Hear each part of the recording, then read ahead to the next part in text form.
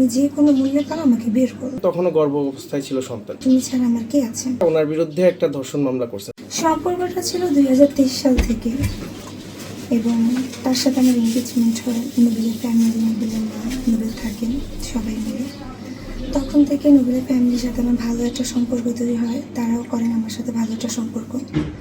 যখন প্রিয়া নামক যে মেয়েটা তাকে ধর্ষণ মামলা দেয়, নোবেলের আম্মা আমার কাছে ফোন করে বলে যে এরকম এরকম হয়েছে, নোবেলের সাথে তো এমনি চেনা জানা নেই, এই মেয়ে বাড়িতে কাজ করতো, এইরকম সামথিং বলার পর তারপর আমাকে কান্নাকাটি করে ধরলো যে তোমার সাথে তো নোবেলের সম্পর্ক, এটা তো তুমি আমি জানি, নোবেল তো জানে, চলো আমরা কেন্দ্রীয় কারাগারে নোবেলের সাথে দেখা করি। নোবেলের আম্মা আমাকে নিয়ে যান কেন্দ্রীয় কারাগারে, নোবেলের সাথে আমার দেখা হয়। নোবেল আমাকে বলে আমার ভুল হয়েছে, আমাকে তুমি ক্ষমা করে দাও, আমি তো আসলে এই কাজে আমি জড়িত ছিলাম না, বা এটা আমি জানতাম না, আমি মিথ্যা মামলা করেছি এইরকম। এখন তুমি যে কোনো মূল্যে পারো আমাকে বের করো, আর যেখানে যা খরচ চায় তুমি দাও, তুমি ছাড়া আমার কে আছে? আমি বের হয়ে তোমাকে রেজিস্ট্রিভাবে কাবিন করে বিয়ে করে নেব, নোবেলের আম্মা এবং নোবেল বলেন। তারপর নোবেলের মাকে নিয়ে আমি পুরো যে মামলা বাদিনী ছিলেন ধর্ষণ মামলা, তার সাথে কথা বলা, তাকে টাকা দেওয়া, প্লাস নোবেলের জামিন, সব কিছুতে নোবেলের আম্মা আমার সাথে ছিলেন, তাকে নিয়ে আমি কাজগুলো করেছি।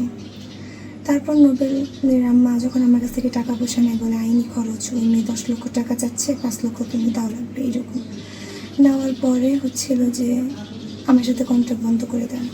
সামাজিক যোগাযোগ মাধ্যমে আমি দেখতে পারি নোবেল মেয়েকে বিয়ে করেছে। তারপরে আমি আমার স্টেপ নিই, আইনিভাবে আমি মামলা করি। মামলা হওয়ার পর ওয়ারেন্ট হয়।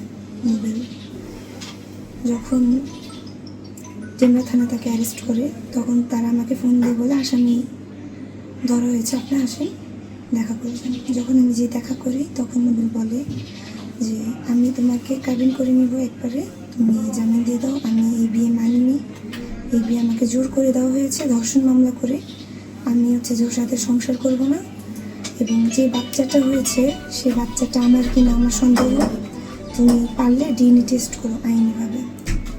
তারপরে আমাদের ভিতরে মোটামুটি একটা সিদ্ধান্ত হওয়ার পরে আমরা জামিন নিই, যে শর্তে, কাবিন শর্তে।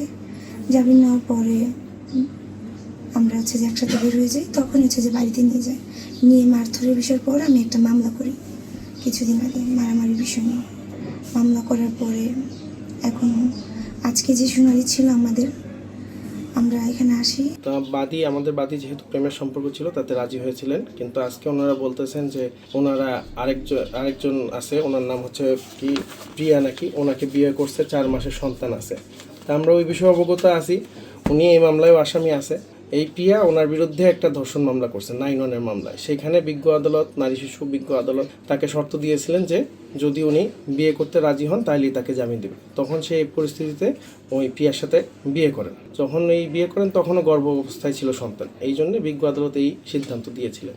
তো এখন আজকে বিজ্ঞ আদালত এসে বলতেছে যেহেতু উনি ওখানে বিয়ে করছেন, তাই আমার বাদীর সাথে তার বিয়ে করা সম্ভব না। তখন আমরা উপস্থাপন করি যে ঠিক আছে, যদি বিয়ে নাই করে কোনো সমস্যা নেই, তাহলে আমাদের থেকে যে টাকাটা নিয়েছে এবং তা তদন্তে স্পষ্ট আসছে, বিকাশ স্টেটমেন্টও আছে। তো যেহেতু উনি আমাদের থেকে টাকা গ্রহণ করছে 13 লক্ষ সামথিং এটা আসছে, আমরা যদিও অভিযোগ ছিল 20 লাখ, এই টাকাটা দিয়ে দেওয়ার জন্য উনি রাজি না হয়, আপোষের কোনো শর্তই উনি মানতে চান নাই, বা আপোষের কোনো মনোভাব ওনার ছিল না দেখে বিজ্ঞ আদালত সন্তুষ্ট হয়ে ওনার জামিন বাতিল করেছেন।